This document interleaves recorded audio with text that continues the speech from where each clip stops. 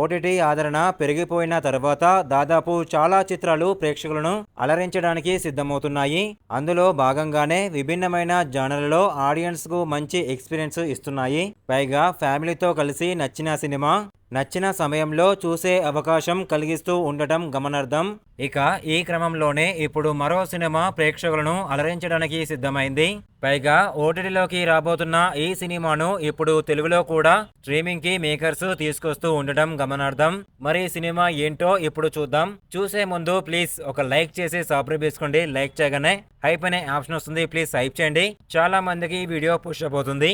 కోంఘాట్ police స్టేషన్లోని case number 174 గురించి hero, case number 174 గురించి hero తనపై అధికారిని అడగడం, ఆ ఫైల్ను ముట్టుకోవడానికి స్టేషన్లోని ప్రతి ఒక్కరూ భయపడడం, ఈ విషయాన్ని హీరో చెప్పడం కథలోని మిస్టరీని పరిచయం చేస్తుంది. ముఖ్యంగా పాతిపెట్టిన ప్రతి నిజానికి తమ గొంతును కనుగొనే మార్గం ఉంటుంది అనే క్యాప్షన్తో గతంలో మేకర్స్ విడుదల చేసిన ట్రైలర్ సినిమాపై అంచనాలు పెంచింది. 6 ఏళ్ల క్రితం జరిగిన ఒక కేసులో పోలీసులు సాధారణంగా అడిగే ఎవరు, ఎప్పుడు, ఎక్కడ, ఎలా, ఎందుకు అనే ప్రశ్నలకు లభించిన సమాధానాలలో ఏది అనుమానం కలిగించకపోవడమే ఈ కేసులోని అసలు మిస్టరీ అని పై అధికారి వివరిస్తారు. ఈ కేసును మళ్లీ తిరిగి తోడడం ప్రమాదకరమని ప్రయత్నించిన వారంతా ఇబ్బందుల్లో పడ్డారని హీరోయిన్ హీరోను హెచ్చరిస్తుంది. అయినా కూడా హీరో ఆ ఫైల్ని ఓపెన్ చేస్తాడు. ఈ విషయంపై అధికారులకు తెలిస్తే ఉద్యోగం పోయే ప్రమాదం కూడా ఏర్పడుతుంది.